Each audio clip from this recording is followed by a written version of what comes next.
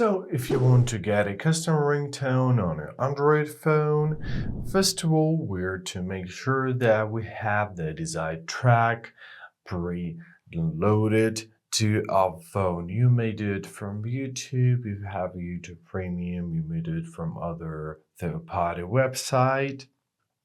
You just have to have that track, and it has to be in MP4 or FLAC or WAV format.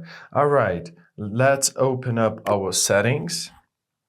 Great. After that, we are to scroll down the sound and vibration tab. There it is. Now we're gonna press on ringtone. Let's do this. There we are. So here we can see a list of pre-installed ringtone. Here we control the ringtone volume. However, let's press on this plus icon at the top right corner.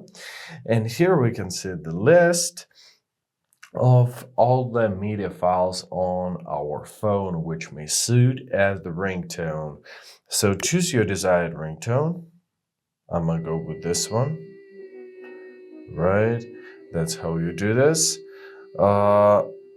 Press done, and basically that's it. Now you have your new ringtone setup, and when somebody is gonna call you, you will hear this ringtone.